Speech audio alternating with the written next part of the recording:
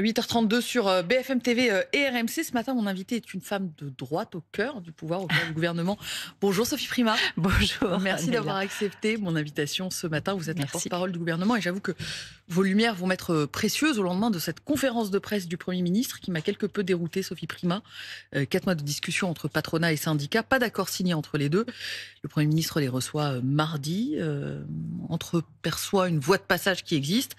Sauf qu'hier, il n'y a toujours aucun accord voté, aucun accord signé plutôt sur la table.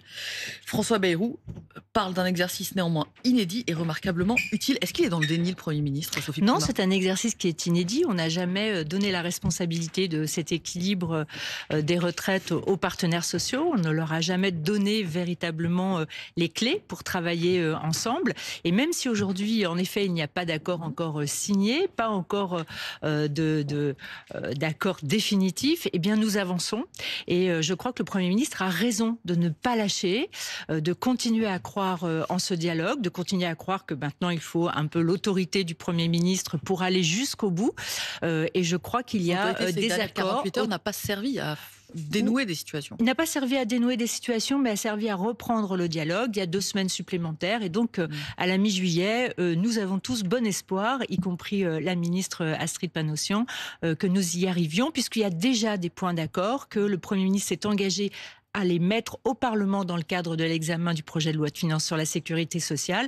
Et donc, nous allons au bout de l'exercice. Je crois que c'est important parce que je voudrais vous dire que derrière, j'entends beaucoup, c'est une question, il veut durer, il veut pas la censure par rapport aux socialistes. C'est pas les ça. Sondages, pour Ça 67% des Français, sondage Elab, le conclave est un coup politique pour retarder. Je comprends. Et c'est pour ça que j'aborde ce point. C'est parce qu'en réalité, qu'est-ce qu'il y a derrière cette bataille ? Qu'est-ce qu'il y a derrière cette volonté ? C'est la volonté d'avoir un système de retraite pérenne qui s'équilibre. C'est la volonté que nos enfants et nos petits-enfants qui sont en train de payer les retraites actuelles puissent bénéficier d'un système de retraite eux aussi. Sophie Primas, vous venez de me parler d'un atterrissage éventuel mi-juillet. Hier, le Premier ministre a parlé de 15 jours. Il y a quelques jours de décalage entre les deux. Ça veut dire que s'il faut que ça dure un peu plus longtemps que 15 jours, ça durera un peu plus longtemps que 15 jours. J'ai dit mi-juillet parce que je considère qu'on est pratiquement à la fin du mois de juin. Et vous savez qu'il y aura un délai supplémentaire. Non. On est à peu près dans l'épure de mi-juillet. S'il faut 24 heures de plus, peut-être qu'il faudra 3 jours de moins. Je ne sais pas. Mais en réalité, il faut aller au bout de cet accord. Il faut trouver les voies et moyens pour équilibrer notre système et apporter aux Français des améliorations qui sont sensibles. Moi, je pense que mi-juillet, quand les Français verront par exemple que la retraite des femmes sera améliorée, les conditions de retraite des femmes seront améliorées ou des carrières hachées seront améliorées, ça sera une bonne nouvelle pour les Français. Et on va entrer point par point dans les avancées possibles, envisageables pour les Français. Sophie Primas, simplement, avancée remarquable, il reste quelques centimètres. Pourquoi les partenaires sociaux n'ont pas été capables de signer sur ce qui fait déjà consensus ? Parce qu'il y a des points de blocage, il y a encore quelques points de blocage. C'est tout ou rien, c'est tout l'accord ou pas d'accord ? C'est un équilibre, un accord. Vous savez très bien qu'une négociation, c'est une question d'équilibre entre les partenaires. Donc c'est ce à quoi nous travaillons naturellement. Il y a encore des points de blocage qui concernent en partie le financement. Moi, je comprends les organisations patronales qui font attention aussi à la compétitivité de l'entreprise France. Donc il faut faire attention à cela. Vous savez que le travail déjà finance très très largement notre modèle social. Ça sera d'ailleurs, je pense, un sujet de présidentielle en 2027. Mais donc le patronat fait attention à ça. Nous avons aussi... Le patronat dit on ne veut pas payer davantage. Et de fait, les syndicats disent aussi ce n'est pas aux salariés de payer davantage. Oui, et c'est comme ça. Les salariés ne veulent pas être chargés davantage. Donc il y a des questions sur la pénibilité, il y a des accords sur la prévention, il n'y a pas d'accord pour l'instant pour un départ anticipé sur des carrières pénibles. Donc il y a encore ces points de difficulté, mais regardons ce qui est acquis. Et le Premier ministre aura à cœur de prendre ses responsabilités et de mettre au débat pendant le projet de loi de finances de la sécurité sociale à l'automne ces points d'accord. Sur la pénibilité, précisément, la CFDT dit on n'y est pas du tout. Et vous parlez à l'instant de points d'accord qui peuvent être soumis au débat. Est-ce que ça veut dire que s'il n'y a pas d'accord, les quelques avancées iront tout de même au Parlement ? Alors ça, ce sera la décision du Premier ministre qui sera annoncée mi-juillet, donc au terme de ces négociations. Ça sera sa responsabilité et sa décision de savoir s'il va au-delà ou pas de l'accord qui sera trouvé sur les points sensibles. Parce que... si je comprends bien, pour l'instant, les quelques avancées s'autofinancent en quelque sorte. Et donc, si vous en gardez certaines mais pas d'autres. Ça déséquilibre le... Bien sûr, vous savez que la seule réserve... Donc la réponse est dans ce que vous dites, c'est qu'a priori... il faut trouver les moyens de financement. Donc la seule réserve que nous avons mise et donnée aux partenaires sociaux en début de conclave, c'était effectivement un équilibre des retraites à 2030. Vous savez que c'est un déficit aujourd'hui très important qui peut aller jusqu'à 20 milliards. Ce n'est pas soutenable et ce n'est pas pérenne, encore une fois, pour les générations. Donc notre responsabilité, c'est l'équilibre. Notre responsabilité, c'est la compétitivité des entreprises, c'est le poids du social dans la feuille de paye des salariés. Donc c'est ce combo-là qu'il faut travailler tous ensemble. Oui, pour être très clair, Sophie Primas, il n'y a pas d'évidence à ce que des avancées aillent devant le Parlement s'il n'y a pas d'accord global. Le Premier ministre s'est engagé à ce que les points d'accord soient traités dans le cadre du PLFSS. Je pense que c'est son objectif. Mais ce que je n'ai pas compris, c'est les points d'accord signés ou pas signés. C'est-à-dire, est-ce que c'est ce qui fait consensus entre les syndicats? Ça sera la responsabilité du Premier ministre de prendre cette décision. Donc c'est encore un point à trancher par le Premier ministre. Voilà. La question de l'équilibre du régime, c'est 6 milliards à trouver pour revenir à l'équilibre financier en 2030. C'est l'un des plus gros points noirs, si j'ose dire, en tout cas l'un des gros points à débloquer par les partenaires sociaux.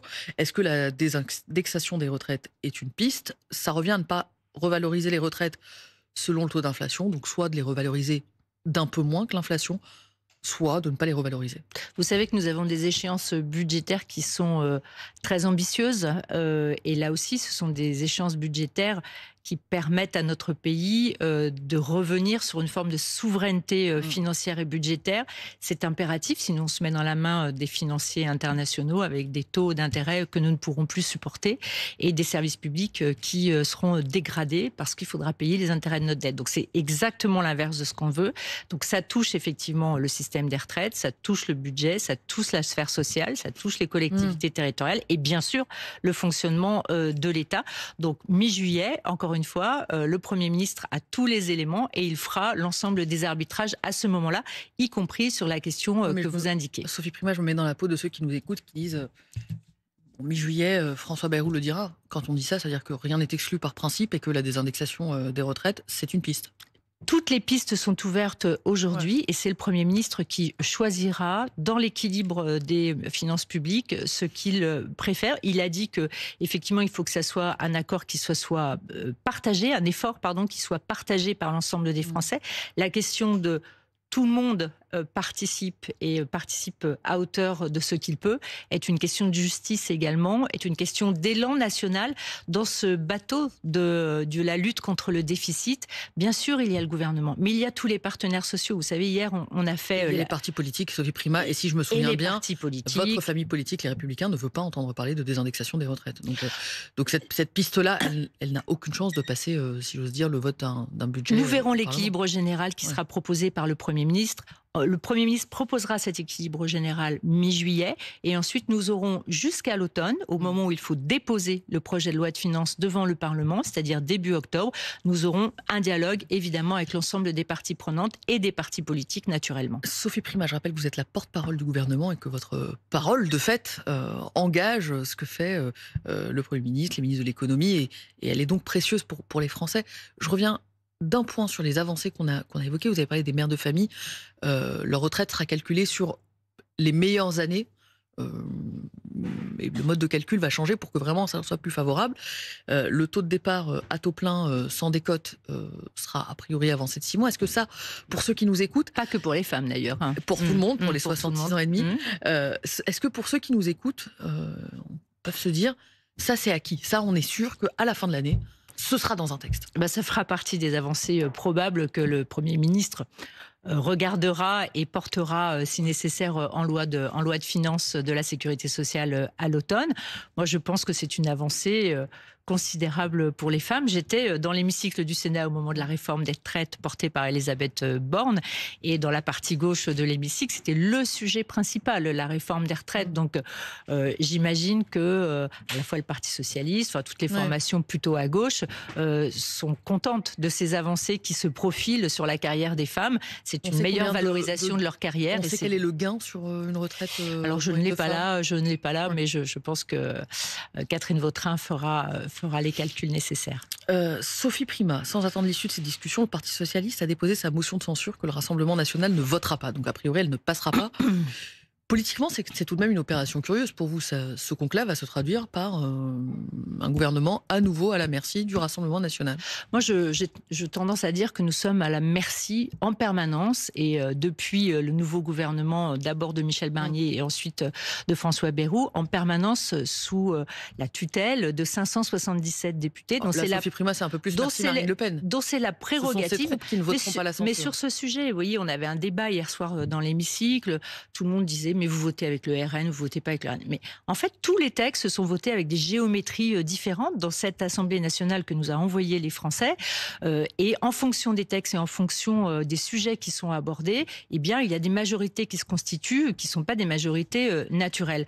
Donc, moi, je trouve assez curieux, et je le dis avec beaucoup d'empathie et beaucoup de respect, que le Parti socialiste dépose une motion de censure sur une question sociale, sur une question de dialogue social entre les partenaires sociaux. C'est un peu curieux, c'est leur liberté, je la respecte.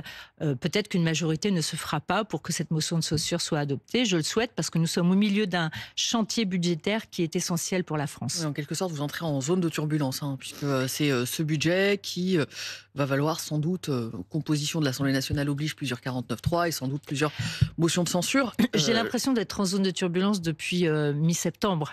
En réalité, l'incertitude permanente, la non-majorité à l'Assemblée nationale provoque ces zones d'incertitude, évidemment. Ça ne va pas s'arranger puisqu'il faut trouver 40 milliards supplémentaires pour l'année prochaine et 5 milliards dans l'immédiat pour tenir l'objectif d'un déficit public de 5,4% cette année. C'est ce qu'a annoncé hier le gouvernement. Sophie Primas, je ne comprends pas, il y a un trou dans la caisse ? Alors en fait, vous savez que l'exécution d'un budget a fait beaucoup polémique en 2024, puisqu'il y avait un certain nombre de recettes qui n'avaient pas été... ce qui était prévu et ce qui s'est prévu et ce qui s'est réalisé. Donc il y a eu beaucoup de bruit et d'émotions évidemment autour de cette affaire. Là, c'est 5 milliards. C'est la raison pour laquelle, dans la transparence totale, Amélie de Montchalin et Éric Lombard ont décidé de faire ces comités d'alerte. 3. Le deuxième s'est tenu hier, où nous regardons poste par poste l'exécution du budget.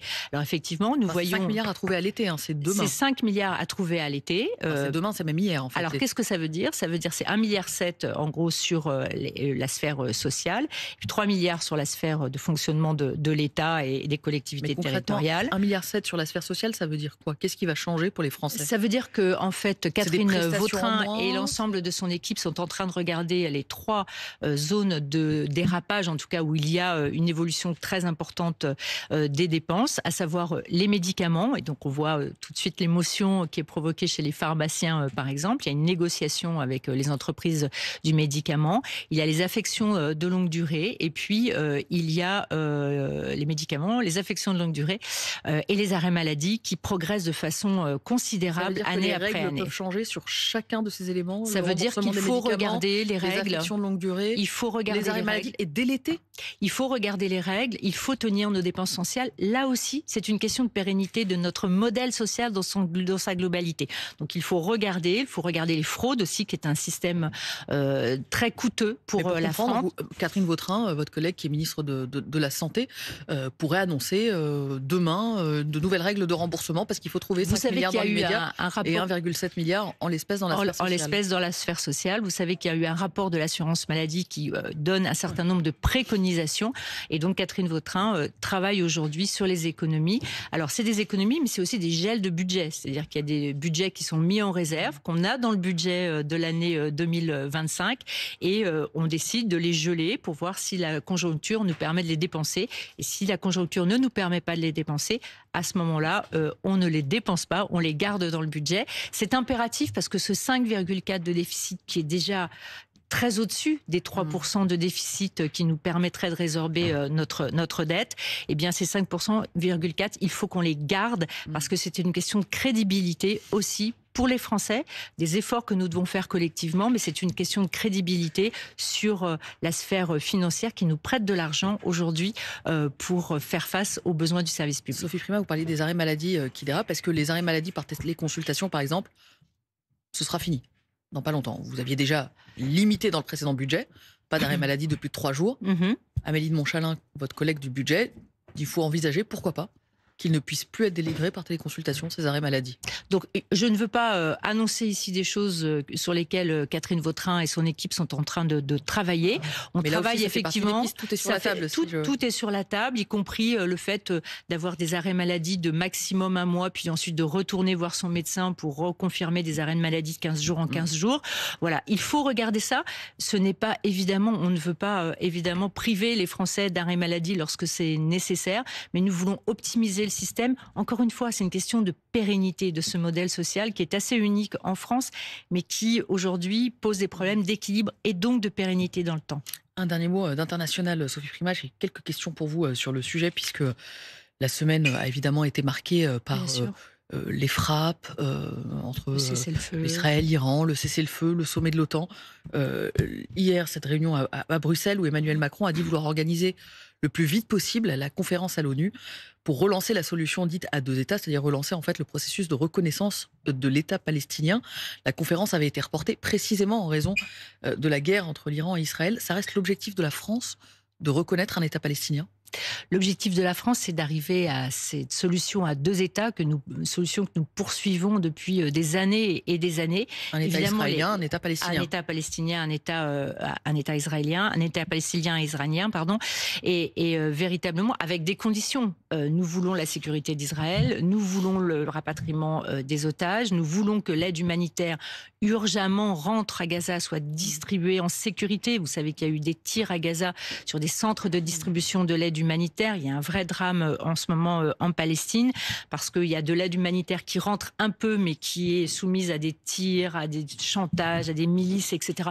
Il faut vraiment que l'aide humanitaire et les ONG rentrent en Palestine et puissent distribuer l'aide humanitaire. Et puis le désarmement du Hamas, et puis la création d'un État palestinien et d'une autorité palestinienne qui soit en capacité démocratiquement de faire véritablement État en Palestine. Entre la première date prévue pour la conférence et aujourd'hui, la voix de la France ne s'est pas abîmée précisément. Est-ce que Paris ne s'est pas décrédibilisé? Comment dire en même temps, par exemple, Israël a le droit de se défendre et demander concomitamment l'arrêt des frappes? Alors, vous savez que nous sommes très très attachés à ce que le fait que l'Iran n'ait pas la bombe atomique. Donc ça, c'est évidemment. Mais nous pensons que la solution diplomatique est la meilleure des solutions. Mais nous vous, la étions voix de la dans France les accords de Vienne. Ne s'est pas abîmée. Non, la preuve, c'est que nous reprenons en fait le chemin sur cette question de reconnaissance des 2 États. Il faut qu'on y arrive. C'est une question d'équilibre dans cette partie du Moyen-Orient. Et donc nous, la voix de la France continue à peser sur le concert international. Et donc vous pensez que la France aura un rôle à jouer, y compris dans cette conférence-là, puisqu'on parle d'international, à côté de l'Arabie Saoudite d'ailleurs, qui est co-organisateur co-organisateur de ce sommet. Puisqu'on parle d'international, Sophie Primas, et puisqu'on parlait d'Europe, puisque les propos d'Emmanuel Macron ont été tenus à Bruxelles, la Commission européenne propose de signer l'accord avec le Mercosur avant la fin du mois. La fin du mois, c'est lundi. Et l'accord avec le Mercosur, c'est ce qui fait trembler les agriculteurs français, puisque c'est un accord de libre-échange avec un certain nombre de pays d'Amérique du Sud. L'Allemagne, hier, a semblé vouloir forcer la main à Paris sur le sujet.